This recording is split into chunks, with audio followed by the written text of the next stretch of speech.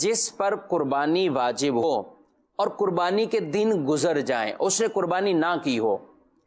تو اب اگر اس نے جانور خرید کر رکھا تھا اور کسی وجہ سے قربانی نہیں کی، تو اب لازم یہی ہے کہ وہ اس جانور کو صدقہ کرے، اس جانور کو صدقہ کرے۔ اب ذبح بھی نہیں کرے گا بلکہ ایسے ہی اس کو صدقہ کرنے کا حکم ہے۔ اور اگر جانور خریدا ہی نہیں تھا، قربانی واجب تھی، کسی وجہ سے نہیں کی، اور اس طرح کئی لوگ ہوتے ہیں کہ کئی سالوں تک قربانیاں نہیں کرتے،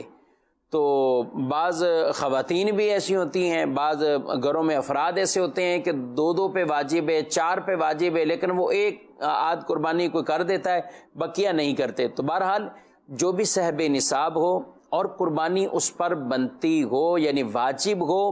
دیگر اس پر شرائط پائی جاتی ہوں، پھر بھی اس نے قربانی کے نہیں کی اور قربانی کے ایام اس نے گزار دیے، تو اب اس پر لازم ہے ایک بکرا یا بکری کی رقم کو صدقہ کرے۔ اس میں 7واں حصہ نہیں دیکھا جائے گا، بیل کے اندر گئے گائے میں 7واں حصہ ہوتا ہے، تو اب یہ 7ویں حصے کو نہیں دیکھا جائے گا، بلکہ بکرا یا بکری کی رقم کو وہ صدقہ اسے کرنا ہے۔ قضا کا مطلب یہ نہیں ہے کہ آپ اس سال کوئی جانور لیں اور اس کو آپ ذبح کریں، یا کسی بڑے جانور میں حصہ لے کر آپ اپنی قضا کریں، نہیں، اس کے لیے ابھی بھی یہی حکم ہے کہ آپ بکرا یا بکری کی رقم کو اللہ کی راہ میں یوں صدقہ کرنا ہے کہ شریف فقیر کو اس کو مالک بنانا ہے، شریف فقیر پر اس کا صدقہ کرنا بنتا ہے۔ اگر بالفرض کسی نے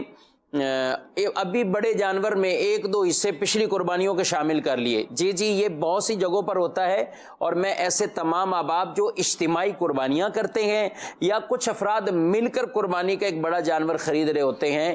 تو اس میں اگر کوئی ایسے بھی شامل ہوئے کہ جس نے 2 حصے، ایک حصہ پچھلے سال کی قربانی کا شامل کر لیا اور کچھ نے اس سال کی قربانی کا شامل کیا ہوا ہے،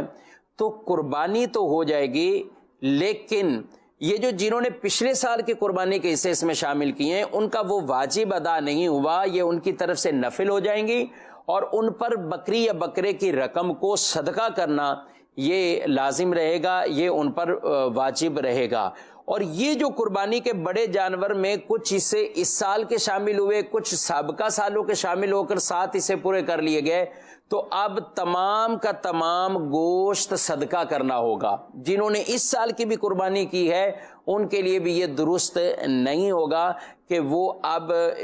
اس کو یہ گوشت استعمال کریں، بلکہ ان کو یہ گوشت صدقہ کرنا ہوگا۔ تو المختصر اور خلاصہ کلام اس بارے میں مسئلے کے لیے کہ پچھلے سال کی قربانیاں اگر کسی پر رہتی ہیں تو وہ ان کا حساب کرے، اور حساب کرنے کے بعد ایک بکرا یا بکری کی جو قیمت ہوتی ہے اس کا ایک ایسا اندازہ لگائے کہ کچھ